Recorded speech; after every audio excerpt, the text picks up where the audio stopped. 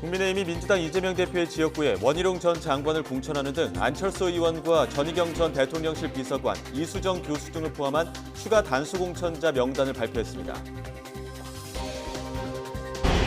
더불어민주당은 서울 서초울로 지역구를 옮긴 홍익표 원내대표를 포함해 고민정 의원, 낙동강 벨트에는 김두관 의원 등을 단수 공천했습니다. 전략 공천 지역은 오후에 발표할 예정입니다. 의사협회가 지역별 걸기대회를 개최하는 오늘 전공의협의회장이 공개적으로 사직 의사를 밝혔습니다. 정부는 전공의의 근무 여건을 개선하겠다며 설득에 나섰지만 의대생들도 동맹휴학 투표 절차에 돌입했습니다. 축구대표팀 클린스만 감독의 거취 여부를 결정할 대한축구협회 전력강화위원회가 2시간 가까이 진행되고 있습니다. 아시안컵 4강전 선수들의 다툼으로 손흥민 선수가 손가락을 다쳤다는 사실이 알려지자 이강인 선수는 사과글을 올렸습니다. 미국 슈퍼볼 우승 퍼레이드에서 총격 사건이 일어나 지금까지 1명이 숨지고 20여 명이 다친 것으로 확인됐습니다. 행사 관리를 위해 경찰 등 800여 명이 배치돼 있었지만 총격을 막지는 못했습니다. 초봄 날씨가 이어지더니 오늘은 전국적으로 비가 내리면서 기온이 떨어졌습니다. 강원 영동에는 15cm 이상의 폭설이 예보되면서 오후 2시부터 대설주의보가 내려졌습니다. YTN 뉴스앤 이슈 이어갑니다. 정부의 의대생 증원에 맞서 비상대책위원회 체제로 전환한 대한의사협회가 오는 17일 파업 여부 등 투쟁 방식을 결정하겠다고 밝혔습니다. 정부는 의사협회가 전공의 집단행동을 부추기고 있다고 보고 즉각 중단하라고 촉구했습니다. 보도에 조용성 기자입니다. 비대위 체제로 전환하고 첫 기자회견을 연 의사협회는 의대 증원을 강행하고 있는 정부를 강도 높게 비판했습니다. 증원 필요성에 공감할 수 없을 뿐더러 2,000명은 교육이 불가능한 수준이라는 겁니다. 한꺼번에 2,000명이나 늘리면 의과대학을 24개 이상 새로 만드는 것과 똑같습니다. 의학교육의 질도 떨어지고 대한민국의 이공학계 인재들을 빨아들이는 블랙홀이 될 것입니다. 비대위 구성 마무리 단계에 들어간 의사협회는 오는 17일 첫 비대위 회의를 엽니다. 이 자리에서는 파업 돌입 여부와 시점 등 집단 행동 방안이 결정될 예정입니다. 그러나 파업 찬반 투표 결과는 공개하지 않겠다고 밝혔습니다. 현재 비상대책위원회는 그 내용은 공개하지 않을 겁니다. 그 당시의 상황과 2,000명 정원을 발표했던 상황과는 확실히 상황이 다른 상황이기 때문에 그렇습니다. 의협 비대위는 전공의들과도 집단 행동 방향에 대해 소통하고 있다고 밝혔습니다. 정부는 의협 전직 간부 등 선배들이 젊은 의사들을 부추기고 있다고 비판했습니다. 그러면서 집단 사직 움직임을 보이는 인턴 등 수련의들에게도 당부와 함께 경고를 보냈습니다. 자신의 인생 진로에 큰 영향을 주는 행동 방식으로 투쟁하는 것을 삼가주시기 바랍니다. 인턴을 하고 레지던트를 아예 지원을 안 하는 그런 사례들도 지금 그것도 뭐 공모를 했다 그러면은 집단적인 행동으로 간주할 수가 있겠습니다만은 정부와 의사협회의 설전이 감정 싸움 양상으로까지 번지면서 갈등의 골은 오히려 깊어지는 모습입니다. YTN 조용성입니다. 정부의 의대 증원에 반발해 비대위 체제로 전환한 대한전공의협의회 박단 회장이 병원을 떠나겠다고 밝혔습니다. 정부의 박단 전공의협의 회장은 수련을 포기하고 응급실을 떠난다며 전공의 신분이 끝나게 되면서 전공의협의 회장직도 내려놓겠다고 밝혔습니다. 박 회장은 오는 20일 사직서를 제출하고 수련 계약서에 따라 한 달 동안 근무한 뒤 병원을 그만두겠다는 계획이어서 수련 환경 법률에 저촉되지 않는다는 입장입니다. 개인적으로 먼저 공개 사의를 밝힌 홍재우 인턴에 대해 병원은 사표 수리를 하지 않겠다는 입장을 밝혔습니다. 대전 성모병원이 오늘 별다른 조치는 없을 것이라면서 이같이 밝혔습니다. 홍 씨는 그제 유튜브를 통해 의사에 대한 적개심과 분노로 가득한 상황에서 의협을 이어나가기 어렵다며 사직 의사를 밝혔습니다. 이런 가운데 전국 의대생들은 동맹휴학에 나서기로 했습니다. 대한의과대학 의학전문대학원 학생협회는 의과대학 대표들이 만장일치로 단체 행동에 찬성했다고 밝혔습니다. 그러면서 전국 의대생 2만여 명을 대상으로 동맹 휴학 참여율을 조사한 뒤 본격적인 행동에 나서겠다고 덧붙였습니다. 실제 동맹 휴학을 결의한 의과대학도 등장했습니다. 한림대학교 의과대학 비상시국 대응위원회는 정부의 의료 계약이 현실화한다면 대한민국이 의료 선진국으로 돌아갈 수 없다며 4학년 학생들이 만장일치로 휴학하기로 했다고 밝혔습니다. 의료계를 향해서는 동맹 휴학에 나서달라며 의대생들의 동참을 호소했습니다. 의사협회가 모레 첫 비대위 회의를 열고 향후 집단행동 방안을 결정하기로 한 가운데 정부가 엄정 대응 방침을 거듭 강조했습니다. 정부는 의협 비대위의 투쟁 일정이 환자의 생명과 건강을 위협하는 방향으로 결정될 경우 엄정 대응하겠다고 밝혔습니다.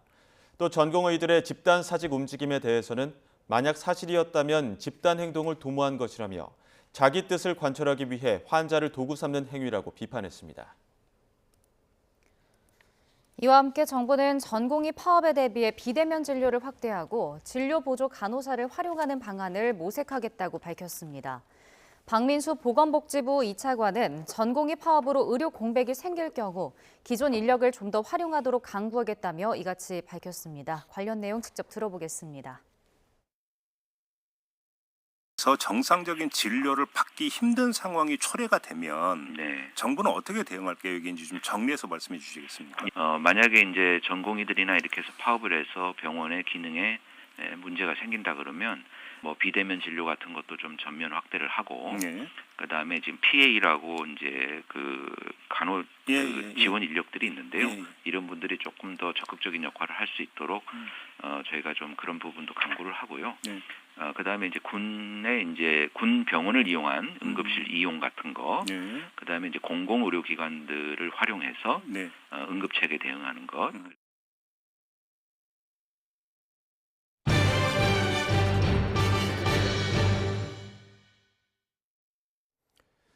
국민의힘이 2차 단수공천 후보 25명을 공개했습니다. 국민의힘 공천관리위는 어제 면접 심사를 마친 지역구 가운데 경기 14곳과 인천 5곳, 전북 6곳의 후보자를 확정했습니다. 인천 지역 현역인 4선의 윤상현, 초선 배준영 의원은 각각 자신의 지역구인 동미추을과 중강화옹진에서 또 한 번 후보로 나서게 됐고 경기에선 안철수 의원이 지역구 분당갑에서 4선에 도전하고 이수정 경기대 교수가 단수 공천을 받았습니다. 전희경 전 대통령실 정무 1비서관은 의정부 갑 단수 후보가 되면서 용산 참모 출신 인사들 가운데 가장 먼저 총선 출마를 확정지었습니다. 반면 같은 지역에 공천을 신청했던 비례대표 최영희 의원은 현역 의원 가운데 처음으로 공천 배제 컷오프됐습니다. 국민의힘이 현역 의원에 적용했던 교체 지수를 원외 당협위원장 출신에게도 확대 적용해 하위 10% 평가자의 경우 컷오프하기로 했습니다. 이에 따라 공천을 신청한 직전 당협위원장 78명 가운데 하위 10% 평가자 7명은 공천 배제되고 하위 10에서 30% 평가자 15명은 경선에서 본인 득표율의 20%를 감점받게 됩니다. 더불어민주당도 홍익표 원내대표와 고민정 최고위원을 각각 서울 서초을과 광진을 후보로 확정하는 등 단수 공천 후보 10명을 추가로 발표했습니다. 민주당 공천관리위원회는 오늘 이 같은 내용의 3차 공천 심사 결과를 공개했습니다. 두 의원과 함께 부산 사하갑 최인호, 강원 원주을 송기현, 경남 김해갑 민홍철, 경남 김해을 김정우, 경남 양산을 김두관 의원 등 5명도 명단에 이름을 올렸습니다. 원외 인사 중에선 부산 연제 이성문, 포천 가평 박윤국, 경남 창원 의창 김지수 후보 등 3명이 단수 추천됐습니다. 이어서 더불어민주당은 오늘 오후 2시 반쯤 경선을 치르지 않고 당 차원의 단수 후보를 지정하는 이른바 전략공천 심사 결과를 발표합니다.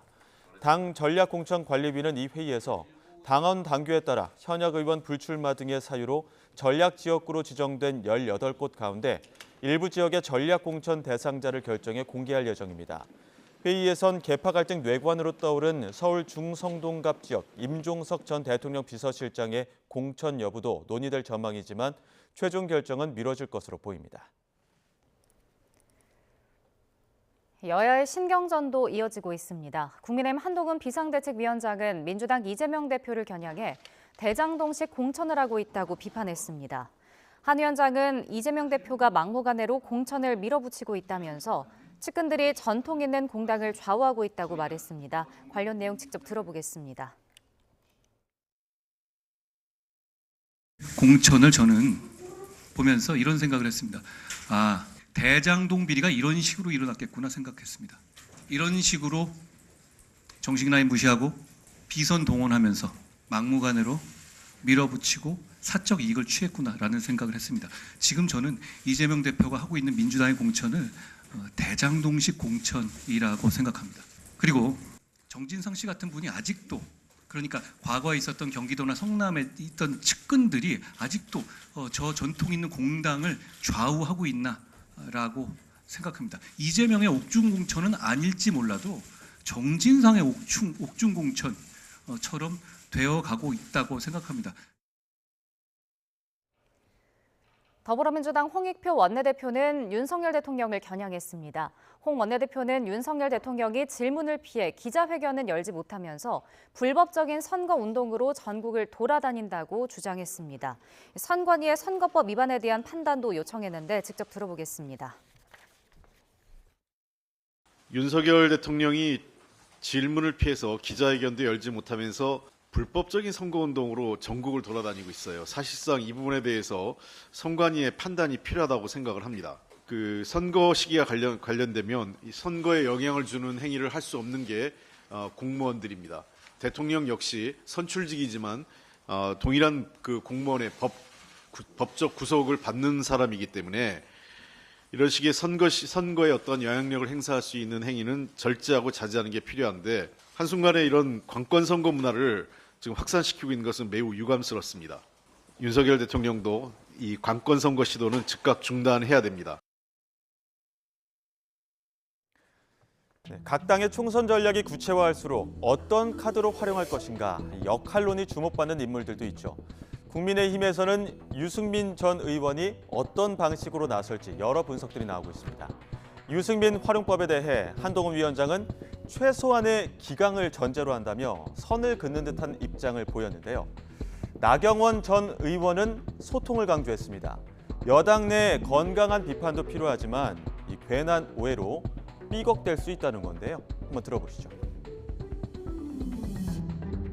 사실 이제 유승민 전 의원께서 그동안은 어떻게 보면 여당 내의 야당 이상의 좀 그런 행보를 많이 보여오셨거든요. 일부는 좀 지나친 발언도 좀 있으셨고요. 네. 그래서 전체적으로 우리가 물론 여당 내 야당 역할을 하는 사람도 필요합니다. 또 건강한 비판도 필요하고요. 이러한 부분에 대한 서로의 생각과 이런 의사소통이 좀 먼저 되어야 되지 않을까 이렇게 생각합니다. 그러니까 우리가 사실은 의사소통이 굉장히 중요한 것이 같은 말도 오해하기 시작하면 거기서부터 삐걱대기 시작하거든요. 네네. 그래서 그러한 충분한 교감과 의사소통이 전제되어야 되지 않나 이렇게 생각합니다. 민주당은 임종석 카드를 두고 연일 공방을 주고받는 모습입니다. 중성동갑 출마 여부가 여전히 뇌관으로 남아있는 가운데 이현희 민주연구원 부원장은 임 전 실장의 체급이면 더 큰 도전을 해야 한다며 지금은 상황이 조금 꼬인 것 같다고 지적했습니다. 임종석 실장님은 고래지 피라미는 아니잖아요. 그런데 지금 고래가 연어처럼 자기 지역구에 출마하겠다고 이제 해서 좀 상황이 좀 꼬인 것으로 이제 보이는데 저는 임종석 실장께서 당의 좀 결정을 기다리면 될 일이라고 좀 봅니다. 임종석 실장 본인은 이제 지난 정치 활동에 대해서 아쉬움을 얘기하지만 김대중 노무현 민주인 정부의 핵심적인 역할을 하시기 때문에 하실 분이기 때문에 어떤 정치에 큰 뜻을 두셨다면 총선보다는 대선에 직접 도전해서 국민의 판단을 받아보는 것도 어떤가 그런 좀 생각을 하고 있습니다. 한편 마지막 한석 확보로 6억의 경상보조금을 확보한 개혁신당. 앞서 한동훈 비상대책위원장은 영주권 확보를 위한 위장결혼 같다며 날을 세웠었죠. 이에 대해 개혁신당 이준석 공동대표는 힘합쳐 싸우는 국공합작이라고 고쳐 표현했습니다. 단기적 목표 아래 뭉쳤지만 결과가 좋을 땐 다시 찢어지라는 보장도 없을 거라고 강조했는데요. 들어보시죠. 제가 그래서 한동훈 위원장이 위장 결혼해서 저는 그게 아니다. 결국에는 예전에 노회찬 의원이 뭐 얘기했던 것처럼 뭐 한국과 일본이 평소에는 좀 사이가 안 좋더라도 외계인이 쳐들어오면 힘을 합쳐서 싸워야 되는 거 아니냐.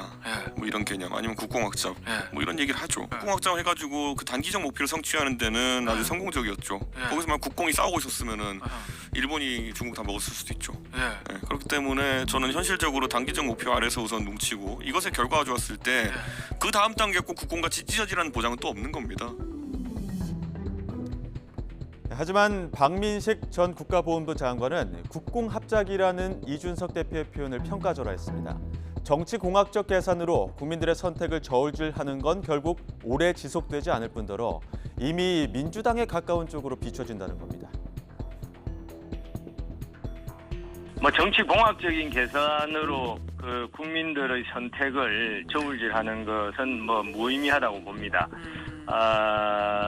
어떻든 표를 국민들의 마음을 얻기 위해서 겸손하게 최선을 다해서 인정받는 수밖에 없고 뭐 유권자들 분도 뭐 과거에 제3지대다 뭐다 해서 이제 탈당하는 분들도 많이 계신데 지금 그 개혁신당은 뭔가 노선도 다르고 또 뭔가 뭐 뚜렷하게 지향하는 공통점보다는 뭔가 누구를 반대하기 위한 결사체 이렇게 해서 이준석 대표도 국공합작이다 이런 표현을 썼지 않습니까?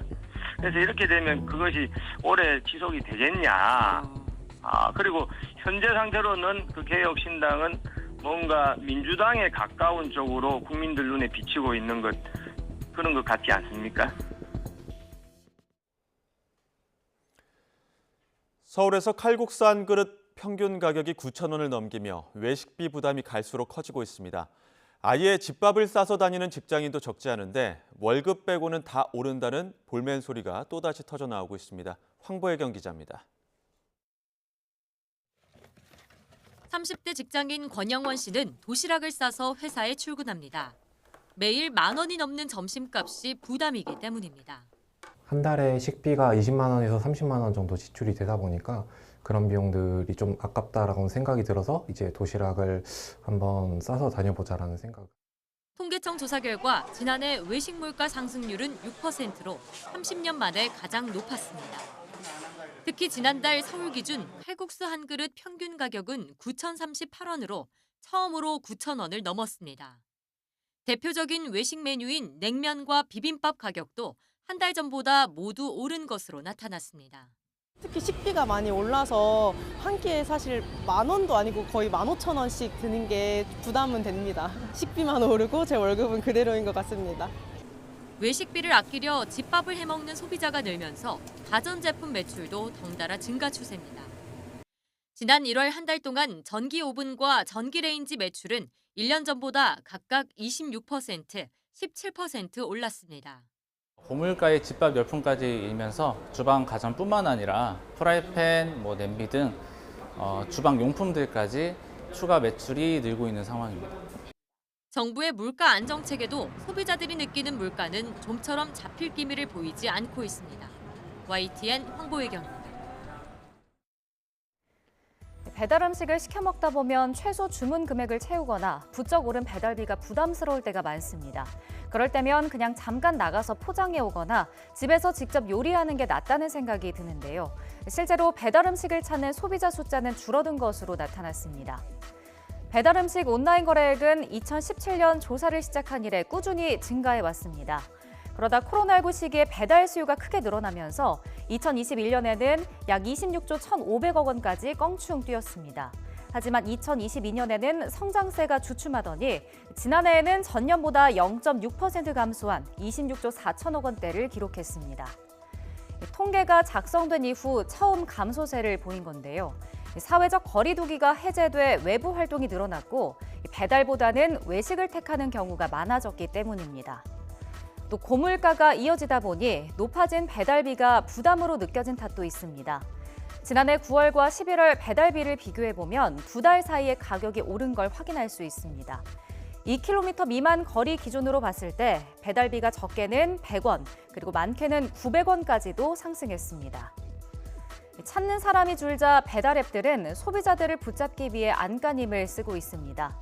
비슷한 거리에 있는 주문은 한 번에 묶어서 좀 더 저렴하게 배달하거나 할인 쿠폰을 중복해서 적용하는 등 요수를 내놓고 있는데요.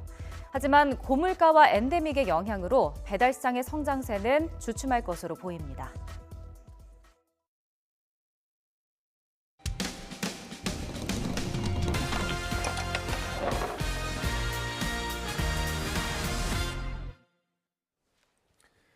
서울 개인택시 조합은 5만 명에 달하는 개인택시 기사들 대부분이 소속된 대표 직능단체입니다. 한 달에 2만 원인 조합비만 따져도 1년에 100억 원이 넘는 대형 조직인데 현직 이사장이 각종 자리에 앉게 해주는 대가로 거액을 받았다는 의혹이 제기됐습니다. 이사장은 사실이 아니라며 부인하고 있지만 조합원들은 법적 대응을 준비하고 있습니다. 윤웅성 기자입니다. 서울 개인택시 조합 서류봉투에 500만 원짜리 돈다발이 들어있습니다. 조합원 A씨가 지난달부터 연임을 시작한 차모 이사장에게 건넨 현금 가운데 일부입니다. A씨는 조합 이사 자리를 받기 위해 3천만 원을 마련했지만 임명받지 못하고 몇 주 뒤 돈만 돌려받았다고 주장합니다. 돌려주세요. 그냥 마음 비우겠어요. 그래. 알았어. 돌려주세요. 통장으로 연락이 됩니다. 주치기도 그러니까 내일 토요일에도 시간에 한번 와 만나서 부추 가지고 가. 그냥 붙여주세요. 이거 그런 거 아니라니까. 자리를 대가로 돈을 준 데에는 이사장 측근의 꼬드김이 작용했다고 말합니다. 1,000만 원에 감사를 하라고 얘기 듣고 지금 자리 못 받아 난리들이야. 부대표는 다 억대짜리. 나도 못 가. 조합원 B씨는 이사장의 또 다른 측근에게 조합 산하의 복지법인 이사 자리를 약속받고 현금을 전달했다고 주장합니다. 다른 요구 조건까지 더해 모두 2,500만 원을 이사장에게 건넸지만 약속이 지켜지기는커녕 건넸던 돈도 미처 다 돌려받지 못했다고 B씨는 호소합니다. 7층에 있는 지무실에 가서 전달했습니다. 안 되면 돈을 돌려줘야 되는데 500을 안 돌려줬거든요. 이들은 이사장이 자신이 임명할 수 있는 50여 개의 보직을 대가로 조합원 한 사람당 최대 억대 금품을 받았다고 의혹을 제기합니다. 마치 가격표가 붙은 것처럼 어떤 자리는 얼마다라는 이야기가 조합 안에서 공공연하게 떠돌았다는 증언도 나옵니다. 그러나 이사장은 취재진에게 자리를 대가로 돈을 받은 사실이 전혀 없다고 부인했습니다. 돈만 그렇게 지명하는 건 아니잖아요. 그런데 이제 그 지명에 나도 좀 했으면 좋은데 안 해주면은 음해를 할 수 있는 건 있겠죠. 이사장의 측근인 본부장도 금전으로 자리를 사고 파는 건 과거에나 있었던 일이라며 의혹을 인정하지 않았습니다. A씨 등은 수사기관에 뇌물수수 혐의 등으로 이사장과 측근들에 대한 고소장을 제출할 계획입니다. YTN 윤웅성입니다. 쿠팡이 취업 제한을 목적으로 블랙리스트를 만들었다는 의혹이 제기된 가운데 이 명단에 언론인 수십 명이 포함된 것으로 전해졌습니다. 지난해 9월 말쯤 쿠팡 내부 자료로 추정되는 문건에 기자와 PD 71명의 이름과 연락처가 올라와 있는 것으로 알려졌습니다.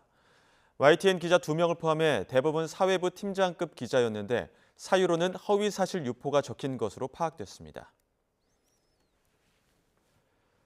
쿠팡은 이 의혹을 제기한 민주사회를 위한 변호사 모임 권영국 변호사를 형사고소할 예정이라고 밝혔습니다.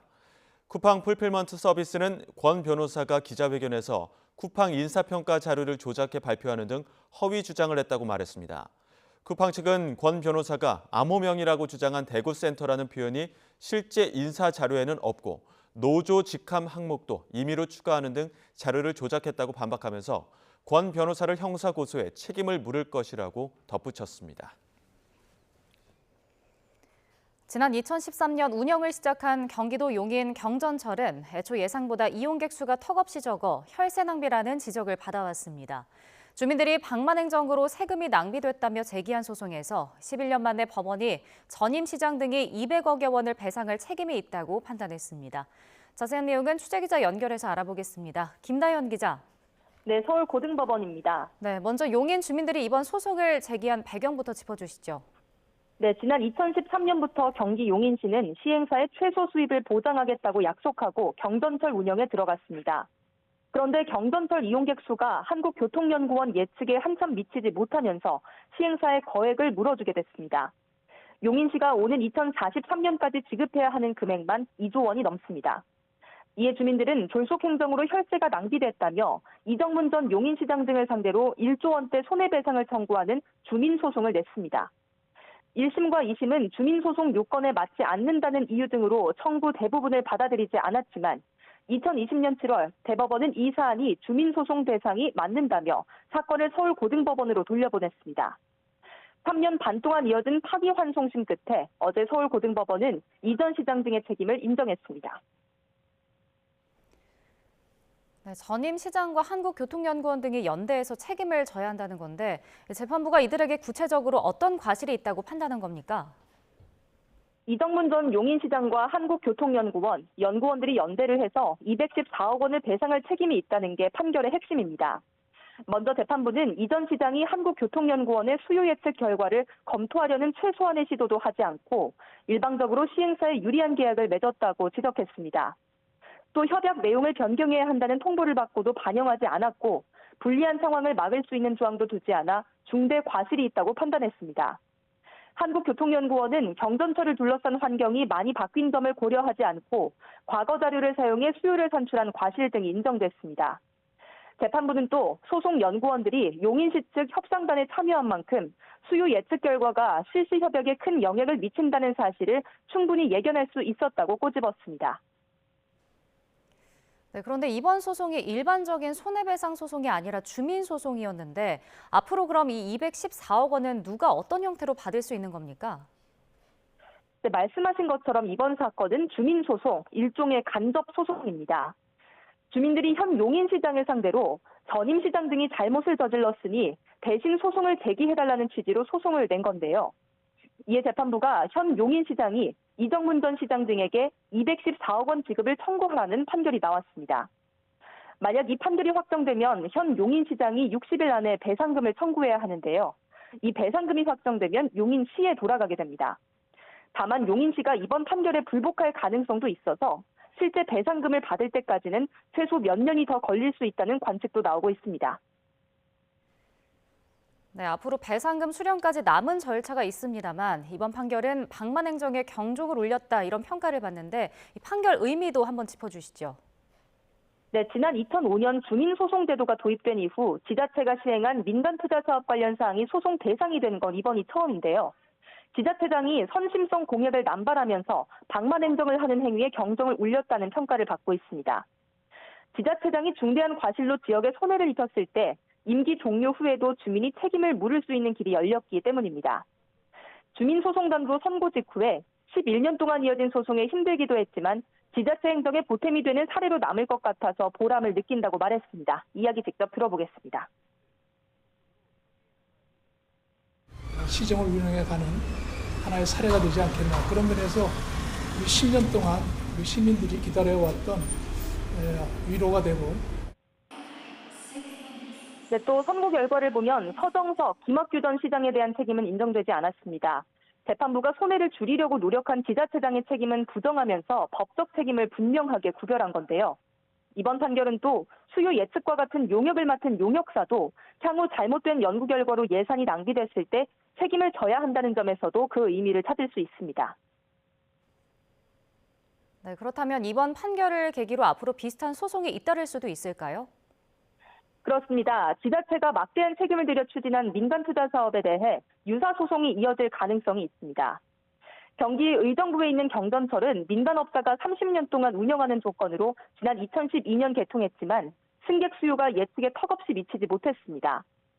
적자가 쌓인 민간업자가 결국 파산했고 의정부시는 소송 끝에 이 업자에게 1,700억 원을 지급하게 됐습니다. 지난 2011년 개통한 부산 김해 경전철도 수요 예측 잘못으로 매년 500억 원가량의 비용을 치르는 형편으로 알려졌습니다. 이번 판결을 계기로 이 같은 유사 사례들에 대한 줄소송 가능성도 제기되고 있습니다. 지금까지 서울고등법원에서 YTN 김다현입니다. 미국 캔자스시티에서 슈퍼볼 우승팀 캔자스시티 치프스가 우승 퍼레이드를 벌이던 중 총격 사건이 일어났습니다. 지금까지 1명이 사망하고 21명이 다친 것으로 확인됐습니다. 보도에 이종수 기자입니다. 미국 프로풋볼 NFL 캔자스시티 치프스 팀의 슈퍼볼 우승을 축하하는 대규모 퍼레이드가 펼쳐졌습니다. 팝스타 테일러 스위프트 남자친구 트래비스 켈시, 쿼터백 패트릭 마홈스 등 우승 주역들이 무대에 서면서 열기가 고조됐습니다. 하지만 퍼레이드 행사 말미 총격 사건이 발생하면서 순식간에 공포의 도가니로 변했습니다. 총격은 캔자스시티 유니언역에서 발생했습니다. Well, the only thing I really saw was it become chaotic, and I hear down, down, down, everybody down. 캔자스시티 경찰은 용의자 3명을 체포해 범행 동기 등을 조사하고 있습니다. 경찰은 또 다수의 사상자가 발생했다고 밝혔습니다. I'm angry at what happened today. The people who came to this celebration should expect a safe environment. 현장에는 100만 명에 이르는 퍼레이드 참가자 관리를 위해 800명가량의 경찰 등 법 집행 인력이 배치돼 있었습니다. 캔자스시티시 당국과 치프스 팀은 각각 약 100만 달러, 약 13억 4천만 원을 기부하며 이번 행사를 치른 것으로 전해졌습니다. 캔자스시티 치프스의 NFL 통산 4번째 우승 축하 퍼레이드가 끔찍한 총격 사건의 비극으로 바뀌어 미국 사회에 충격을 주고 있습니다. YTN 이종수입니다. 미국 플로리다주에서 제트기가 고속도로에 비상 착륙하는 일이 있었습니다. 이 사고로 2명이 숨졌습니다. 영상 보시죠. 현지 시간 지난 9일입니다. 오하이오주 콜럼버스에서 이륙해 플로리다주 네이플스 공항으로 향하던 봄바르디어 제트기인데요. 빠른 속도로 낮게 날더니 끝내 플로리다주 콜리어 카운티의 한 고속도로에 보시는 것처럼 추락하고 맙니다. 이 과정에서 도로 위에 차량과 부딪히면서 폭발이 일어나 탑승객 2명이 숨졌습니다. 항공기 기장은 사고 직전 관제탑과의 교신에서 양쪽 엔진을 모두 잃어 활주로까지 갈 수 없을 것 같다며 비상 착륙을 요청한 것으로 전해졌습니다. You didn't pay? You're delinquent?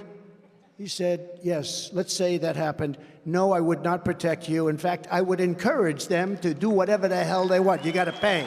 You got to pay your bills.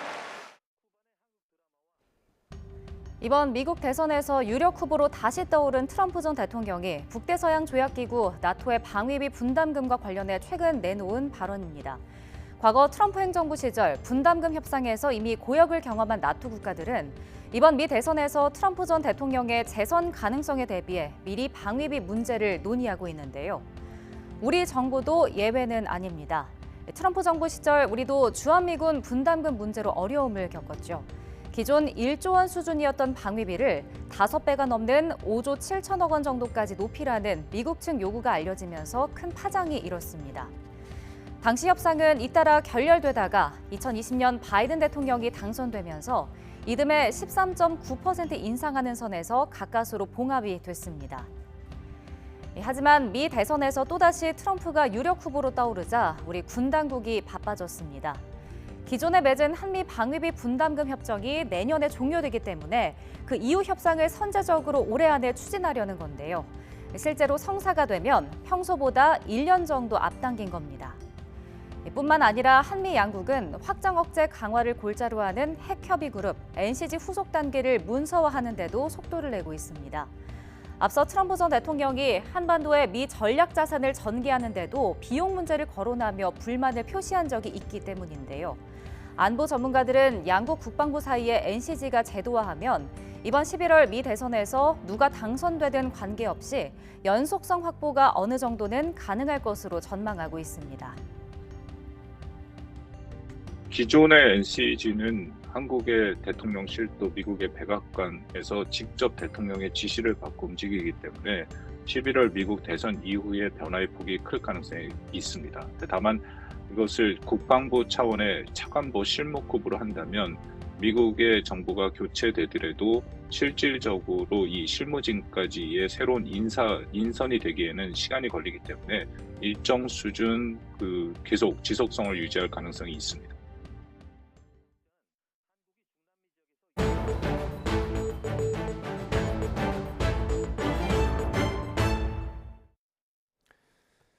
우리나라가 북한과 형제국으로 불리던 쿠바와 전격 수교를 맺었습니다. 이로써 우리 수교국은 193개국으로 늘었고 유엔 회원국 중 미수교국은 중동의 친북국가 시리아 한 곳만 남게 됐습니다. 취재기자 연결해 자세히 알아보겠습니다. 신현준 기자. 네, 외교부에 나와 있습니다.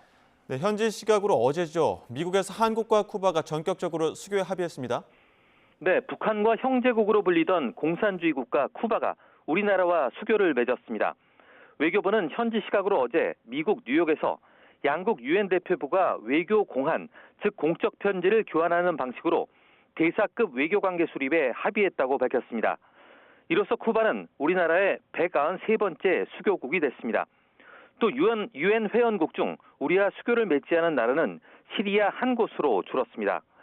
정부 고위 관계자는 윤석열 대통령이 취임한 이후 꾸준히 수교를 위해 물밑 작업을 해왔다며 북한이 수십 년 동안 수교를 방해해와서 이번에 서둘러 전격적으로 발표한 것이라고 설명했습니다. 또 쿠바가 우리나라와 경제협력이나 문화교류에 목말라 있던 만큼 북한에 알리지 않고 우리와 수교하고 싶어한 듯하다고 덧붙였습니다.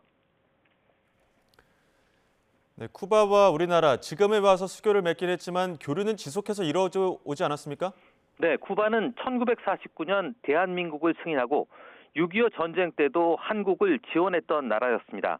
하지만 1959년 피델 카스트로가 사회주의 혁명에 성공한 이후 교류가 단절됐습니다. 공산주의 국가가 된 쿠바는 1960년 북한과 수교하면서 특수관계를 유지했고 북한을 방문한 쿠바 카스트로는 하나의 조선만 있을 뿐이라며 김일성을 지지했습니다. 그러나 2016년 카스트로 의장이 사망한 뒤 후계자들이 사회주의 경제체제의 결함을 인정하고 노선을 전환하면서 기류가 바뀐 것입니다.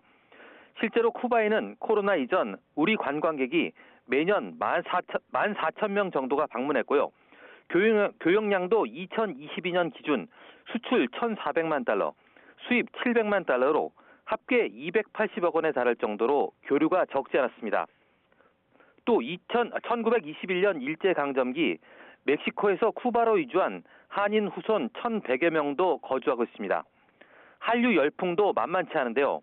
쿠바 내 한국 드라마와 K-팝 팬클럽 회원은 10,000명이 넘고 한글 학교 수업에 현지인 100여 명이 몰리는 등 인식도 긍정적인 편입니다. 네, 쿠바와의 수교는 그동안 북한의 방해 공작이 만만치 않았다던데 그래서 이번 합의는 극비리에 진행됐다고요? 네, 양국의 수교 협의는 그동안 극도의 보안 아래 이뤄졌습니다. 두 나라가 관계 개선을 위해 물밑 작업은 해왔지만 진전 상황은 극비에 붙여진 건데요.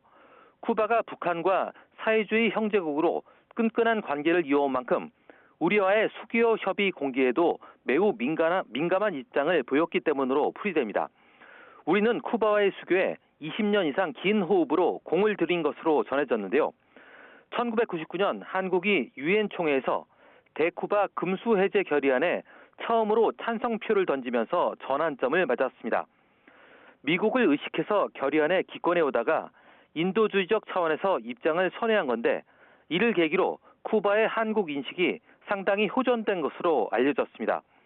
이후 박근혜 정부 때 당시 윤병세 외교부 장관이 처음으로 쿠바를 공식 방문했고 지난해 5월엔 박진 전 장관이 과테말라에서 개최한 카리브 국가연합 정상회의와 강요회의에 참석해 쿠바 외교차관과 만나 양국 관계에 대해 의견을 나누고 수교를 협의했던 것으로 전해졌습니다.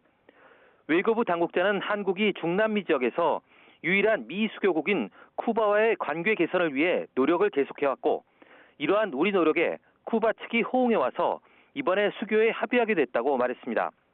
또 양국 간 경제협력 확대와 우리 기업 진출 지원을 위한 제도적 기반을 마련했고 쿠바를 방문하는 우리 국민에 대한 체계적인 영사 조력도 제공할 수 있을 것으로 기대된다고 강조했습니다. 네, 북한의 반응은 아직 나오진 않았는데 북한 측은 지금까지 모르고 있었던 것으로 보이죠? 네, 북한과 쿠바는 1960년 수교에서 올해로 64주년을 맞았습니다. 특히 혁명 1세대인 김일성 주석과 피델 카스트로 의장의 유대를 기반으로 반미, 반제국주의 전선을 지지해왔는데요. 쿠바는 북한이 불법적인 핵 개발로 국제사회에서 고립됐음에도 호의적인 태도를 유지하면서 의리를 지켜왔습니다.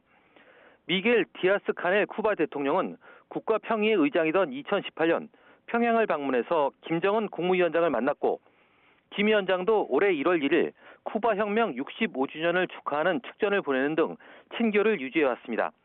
하지만 오늘 노동신문 등 북한 관영 매체들은 한국과 쿠바의 수교 소식을 다루지 않아 북한이 수교 논의를 막판까지 몰랐을 것으로 관측되고 있습니다.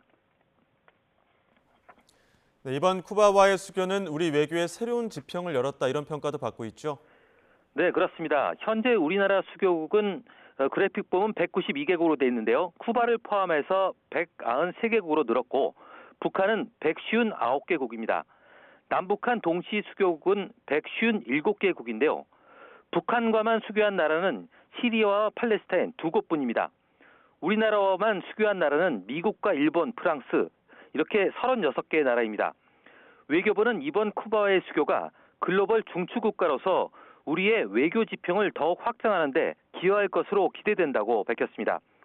특히 북핵 문제 등 한반도 현안을 해결하는 데도 도움이 될 것으로 평가했습니다. 정부는 앞으로 쿠바 정부와 상호 상주 공간 개설 등 수교 후속 조치를 적극적으로 협의해 나갈 예정입니다. 지금까지 외교부에서 YTN 신현주입니다. 북한이 어제 쏜 순항미사일은 신형 지대함 미사일의 시험 발사였다고 오늘 공개했습니다. 북한 김정은 국무위원장도 직접 참관했는데 이 자리에서 북방 한계선 NLL을 인정하지 않겠다며 위협 수위를 높였습니다. 보도에 최민기 기자입니다. 북한 조선중앙통신이 전날 순항미사일 발사는 바다수리 6형의 검수 사격 시험이었다고 보도했습니다. 통신은 바다수리 6형이 1,400여 초 동안 상공을 비행하고 목표선을 명중 타격했다고 전했습니다. 시험 발사는 김정은 국무위원장이 참관한 가운데 이루어졌습니다. 김 위원장은 특히 우리 측의 북방 한계선 NLL이 근거가 없다면서 자신들이 인정하는 영역을 침범하면 무력 도발로 간주하겠다고 위협했습니다. 명백한 것은 우리가 인정하는 해상 국경선을 적이 침범할 시에는 그것을 곧 우리 주권에 대한 침해로 무력 도발로 간주할 것이라고 단언하셨습니다. 바다수리 6형은 지상에서 해상의 함정을 공격하는 지대함 미사일로 러시아제 무기인 KH-35를 복제한 기존 대함미사일 금성 3형의 개량형으로 추정됩니다. 북한은 지난 2017년 4월 태양절 열병식에서 신형 지상 대해상 순항미사일을 공개한 이후 지속적으로 개량해온 것으로 보입니다. 김정은 위원장이 호위함과 쾌속정 등 우리 측 전투함선을 거론한 것으로 미뤄 신형 미사일은 목표 대상을 구체화한 것이 아니냐는 분석도 나옵니다. 단순히 성능 개량했다기보다는 소형이면서 고기동하는 우리 해군의 신형 유도탄 고속함까지 타격 대상을 확대한 것이 아닌가 생각합니다. 북한이 서북도서 인근에서 우리 함정을 상대로 도발을 감행할 가능성도 제기되는 데 대해 우리 군은 대비태세를 강조했습니다. NLL은 우리 군의 변치 않는 해상 경계선이며 우리 군은 대비태세를 완비한 가운데 어떠한 도발에도 단호히 대응해 나갈 것입니다. 북한이 이처럼 NLL을 노골적으로 인정하지 않겠다고 반복해 거론한 만큼 서북도서의 긴장도 더 고조될 수밖에 없을 것으로 보입니다. YTN 최민기입니다. 북한 노동당 대표단이 러시아를 방문 중인 가운데 미국 정부는 북러 간 협력 강화가 한국과 일본의 직접적인 위협이 된다고 평가했습니다. 모든 수단을 동원해 북러의 도발을 막아야 한다며 동맹국들과 힘을 합친 다자적 대응을 강조했습니다. 워싱턴에서 권준기 특파원입니다. 미 하원 청문회에 출석한 보니 젠킨스 국무부 차관은 현재 미국의 안보는 도전받는 시기라고 말했습니다. 우크라이나와 이스라엘 전쟁, 중국의 타이완 압박과 함께 북한과 러시아의 군사 협력을 위협 요인으로 꼽았습니다. The deepening cooperation among Russia, the DPRK, and Iran is a cause of concern. 북러 간 탄도미사일 거래가 한국과 일본의 직접적인 위협이라는 지적에는 전적으로 동의한다고 답했습니다. 이에 따라 지난달부터 제재를 통한 압박에 들어갔고 동맹과 함께 다자적 대응에도 나섰다고 설명했습니다. We are working with partners in multilateral settings to also see how we all can work together to address this issue because so much of this is multilateral, working together with sanctions. 국무부 동아시아 태평양 담당 부차관보도 북한과 러시아의 협력 강화를 우려한다고 밝혔습니다. 유사 입장국가 모든 수단을 동원해 북러의 도발을 막아야 한다고 강조했습니다. We believe that like-minded countries need to come together to use all tools available to deter any kind of aggression or provocation along those lines. 국무부는 다만 최근 북한의 미사일 시험 발사에 러시아 기술이 사용됐는지 질문에는 아직 확인된 건 없다고 밝혔습니다. 미국 정부는 북러 간 군사 협력에 대응하기 위해 한국, 일본 등과의 공조가 중요하다는 점을 부각하면서 앞으로도 이 문제에 집중하겠다고 강조했습니다. 워싱턴에서 YTN 권준규입니다. 정부가 주요 7개국 G7 주도의 우크라이나 재건 지원 협의체인 우크라이나 공여자 공저 플랫폼 MDCP의 신규 회원국으로 가입했습니다. 대통령실은 우크라이나에 대한 우리나라의 각종 지원과 기여를 인정받아 화상회의 방식으로 열린 MDCP 운영위원회에서 회원국으로 가입했다고 밝혔습니다.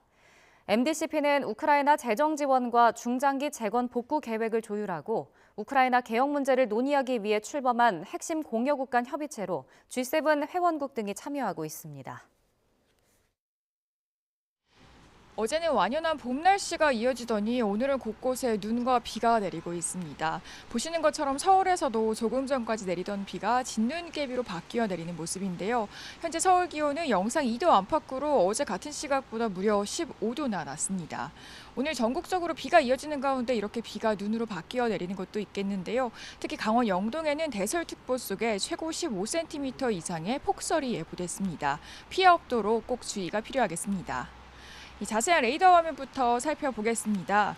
현재는 중부를 중심으로 내리고 있는 비가 앞으로 점차 전국으로 확대하겠는데요. 이 경기 북부와 강원을 비롯해서 기온이 낮은 곳에서는 비가 눈으로 바뀌어 내리고 있습니다. 특히 영동에는 대설주의보가 내려진 가운데 시간당 1에서 3cm의 강한 눈이 집중될 수 있어서 주의가 필요합니다. 오늘까지 강원 산간에 최고 15cm 이상, 그 밖에 동해안 지역에도 최고 10cm 이상의 눈이 쌓이겠고요. 내리는 비의 양은 내륙에 5에서 10mm 정도로 많지 않겠지만 기온이 떨어지는 퇴근길에는 도로가 얼어붙을 수 있어서 교통 안전에 유의가 필요하겠습니다. 이 눈과 비는 오늘 밤이면 대부분 그치겠습니다. 눈비가 내리며 고온 현상은 누그러들고 낮 동안 찬바람이 불겠는데요. 서울 낮 기온 7도, 대전 10도, 광주 11도로 어제보다 5도에서 10도가량 낮겠습니다. 내일 아침에는 반짝 영하권 추위가 찾아오겠고요. 휴일부터 다시 초봄처럼 기온이 오르겠지만 전국에 다시 비가 내리기 시작해서 다음 주 초반까지 이어질 전망입니다. 오늘 해안가를 중심으로는 강풍주의보가 내려진 가운데 그 밖에 전국 대부분 지역에서도 바람이 무척 강하게 불겠습니다. 안전사고 발생하지 않도록 시설물 점검 철저히 해주시기 바랍니다. 지금까지 YTN 고은재입니다. 뉴스앤 이슈 마칩니다. 시청해주신 여러분 고맙습니다.